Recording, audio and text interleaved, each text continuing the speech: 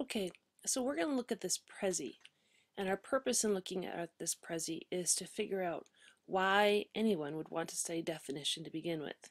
So the thing you need to know is that definition matters far more than you think, because you can find definition everywhere. For instance, you can find definition right here. This is a Time magazine from the year 2000.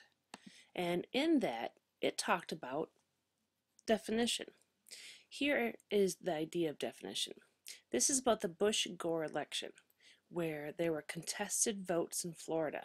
And the argument and the discovery over those votes led to Bush being president over Gore. Here's the idea of definition. Something similar was true of Gore's message in pleading that every legal vote be counted.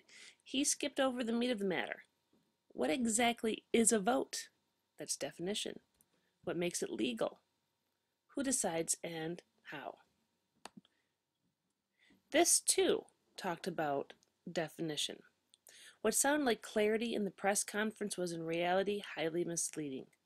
Florida's election laws had been written primarily to resolve local disputes, not a deadlocked presidential election. So when Bush observed that the ballots had been counted and recounted and counted again, he glossed over a thorny matter. This is an argument of definition.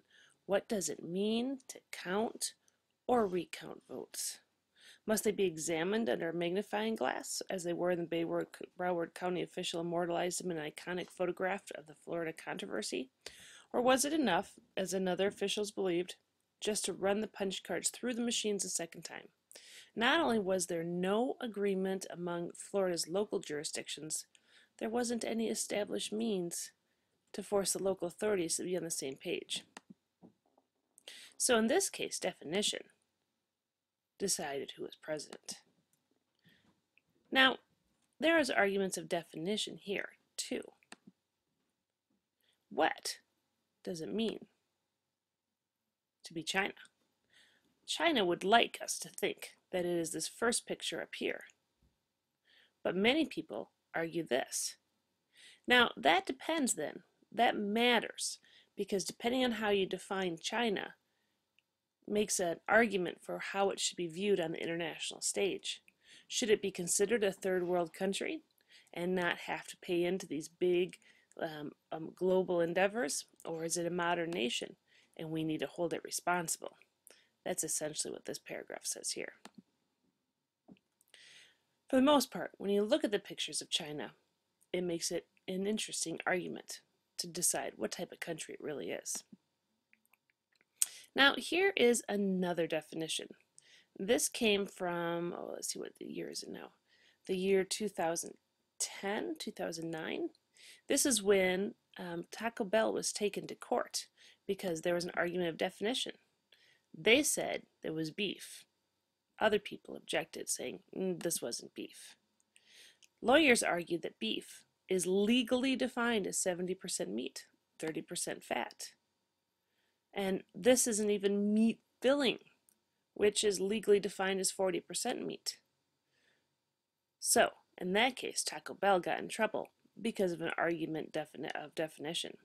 But definition helps us not just in legal ways or political ways.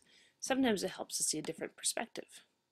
For instance, a bone to the dog is not charity. Charity is the bone shared with the dog when you are just as hungry as the dog. That helps me see charity in a slightly different way. On a personal level, there's also arguments of definition.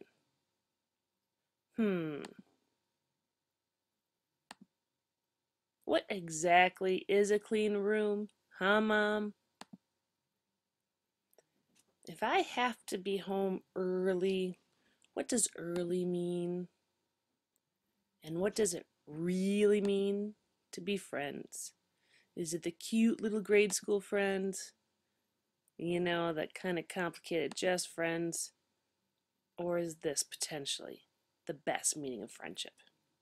So definition will be important in your life, and it's going to be kind of fun to explore it.